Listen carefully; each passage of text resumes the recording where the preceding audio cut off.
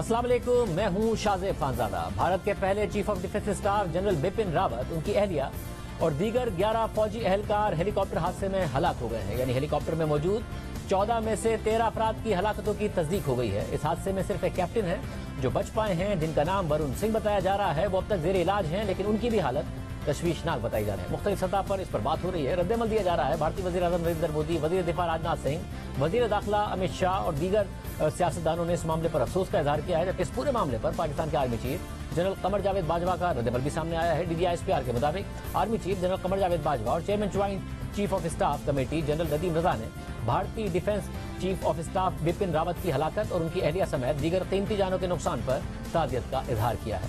दूसरी तरफ जनरल बिपिन रावत को मौजूदा हुकूमत और नरेंद्र मोदी का इंतहाई करीबी साथी समझा जाता रहा है।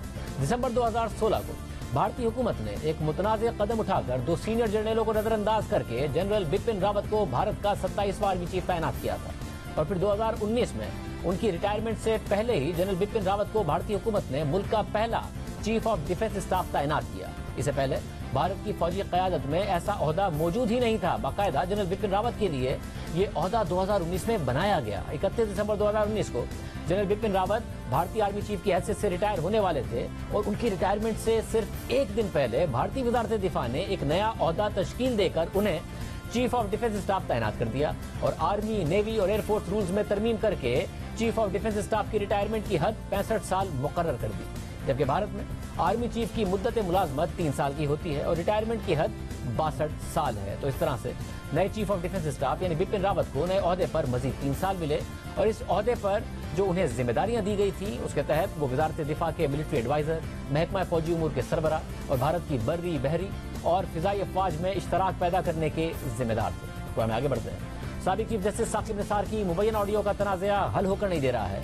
बल्कि कानूनी मुहाज पर मजीद उलझता जा रहा है। हुकूमत अभी तक इसकी तहकीकात कराने के लिए तैयार नहीं है और नून लीग भी इस मामले को अदालत लेकर नहीं गई है। मगर जो अदालत लेकर गए हैं उन्हें संगीन इल्जामात का सामना करना पड़ रहा है। सिंध हाईकोर्ट बार के सदर सलाहुद्दीन की आज मुबैना ऑडियो और कुछ दीगर वाकयात की तहकीकात के लिए एक फैक्ट फाइंडिंग कमीशन बनाने की दरख्वास्त पर इस्लामाबाद हाईकोर्ट में समाअत हुई, जहां दलाइल देते हुए अटॉर्नी जनरल ने एक इंतहाई सख्त पोजीशन ले ली है। अपने दलाइल में अटॉर्नी जनरल खालिद जावेद खान ने न सिर्फ हालिया वाकयात को अदलिया को हिरासा करने और उस पर दबाव डालने का सीजन करार दे दिया, बल्कि सिंध हाईकोर्ट बार की पटिशन पर सवालात उठाते हुए इसे किसी की प्रॉक्सी करार दे दिया है।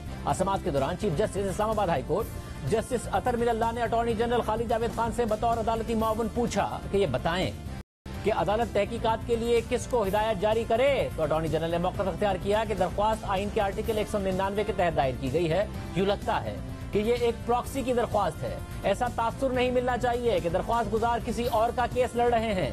कभी कभी हमें पता नहीं होता कि हमें कोई और इस्तेमाल कर रहा है। अटॉर्नी जनरल ने मजीद कहा कि अदलिया को हिरासा करने और दबाव डालने का सीजन है। कभी कोई ऑडियो और कभी कोई बनाया गया डॉक्यूमेंट रिलीज किया जाता है। दरख्वास्त गुजार ने 2017 के वाकयात का जिक्र किया है। एक और वजीर आजम था जिसे मुबहम अदालती हुक्म पर फांसी भी दे दी गई थी। माजी में ब्रीफ केस भरकर भी दिए जाते रहे हैं। दरख्वास्त गुजार को अगर माजी में जाना है तो दरख्वास्त में तरमीम करें, क्यों सिर्फ 2017 में जाएं? जुल्फिकार अली भुट्टो तक जाते हैं। जिला वतन करने की सहूलत एक वजीर आजम को दी जाती है तो भुट्टो को क्यों नहीं दी गई? पता लगना चाहिए कि चीफ जस्टिस सज्जाद अली शाह को क्यों हटाया गया। रकम से भरे सूटकेस किसे जाते रहे? जो भी जिंदा लोग हैं उन सब का एहतसाब कर लेते हैं। सिर्फ चुनकर एक वजीर आजम के लिए प्रॉक्सी बनकर क्यों लोग अदालत आ रहे हैं? हजारों लोगों को नौकरी से निकाल दिया गया लेकिन उनकी कोई वीडियो नहीं आई। सैकड़ों लोगों की जमीनों पर कब्जा हो जाता है मगर उसकी भी कोई वीडियो नहीं आती। ये प्रॉक्सी जंग है। एक शख्स के लिए बार बार वीडियोज आ रही हैं। अटॉर्नी जनरल ने मजीद कहा कि वुकला डिस्ट्रिक्ट कोर्ट के जजेस के कपड़े फाड़ देते हैं और फिर मजम्मत जारी कर दी जाती है। बार ने ही सुप्रीम कोर्ट में खड़े होकर चीफ जस्टिस के खिलाफ नारे लगाए। ये दलाइल सुनकर चीफ जस्टिस अतर मिनल्ला ने रिमार्क दिए कि बार्स की अदलिया की आजादी के लिए बड़ी जिद्दोजहद है। सिंध हाईकोर्ट बार के सदर सलाहुद्दीन अहमद को भी सुन लेते हैं। तो सिंध हाईकोर्ट बार के सदर सलाहुद्दीन अहमद ने जवाबी दलाइल देते हुए मौक़िफ़ अख्तियार किया कि ये तवज्जो हटाने के लिए कहा जाता है कि 70 साल का एहतसाब करें या किसी का भी ना करें। इस पर चीफ जस्टिस ने सलाहुद्दीन अहमद से मुकालमा किया कि आप कैसे कह सकते हैं कि वो ऑडियो मुस्तनद है? आपके लिए मैंने भी कुछ तैयार करके रखा है। जस्टिस अतर मिनल्ला ने अपने खिलाफ सोशल मीडिया पर होने वाले प्रोपेगेंडे की कॉपियां लहराते हुए कहा कि मेरी तस्वीर फैलाई जाती है कि ये किसी नून लीगी के साथ बाहर फिर रहे हैं। क्या आप इस पर भी तहकीकात कराने लगे? अगर हम मुबैना ऑडियो की तहकीकात की दरख्वास्त काबिल समाअत करार भी दें तो क्या होगा? इस दौरान अटॉर्नी जनरल ने मौका अख्तियार किया कि माजी के तमाम मामला भी बहस के लिए पार्लियामेंट में भिजवा दें। एक सजा के खिलाफ अपील चल रही है जिसके लिए अदलिया की ईंट से ईंट बजा दी गई है।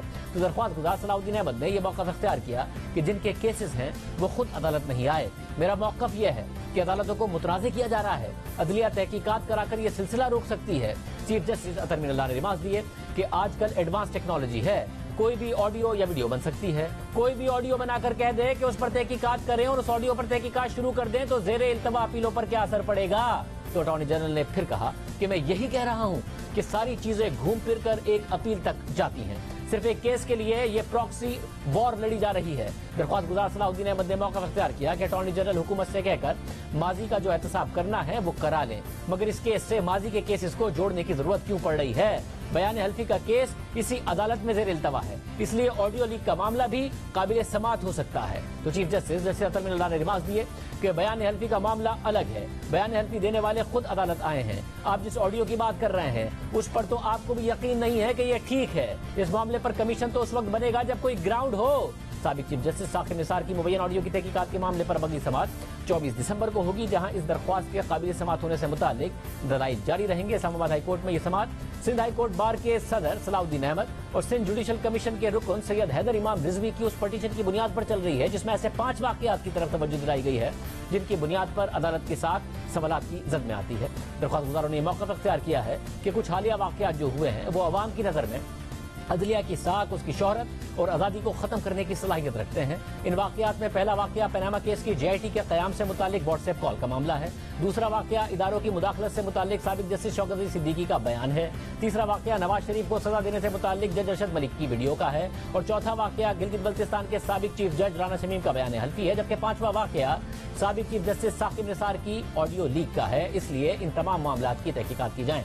साबिक चीफ जस्टिस साकिब निसार की मुबैयन ऑडियो की सदाकत और तहकीकात के लिए आजाद कमीशन तश्कील दिया जाए जिसमें आला अदलिया के अराकीन या रिटायर्ड जजेस, कानूनी माहिरीन, सहाफियों और सिविल सोसाइटी के अराकीन शामिल हों और ये आजाद कमीशन जामे इंक्वायरी करे ताकि साबिक चीफ जस्टिस की मुबैयन ऑडियो रिकॉर्डिंग की तस्दीक की जा सके।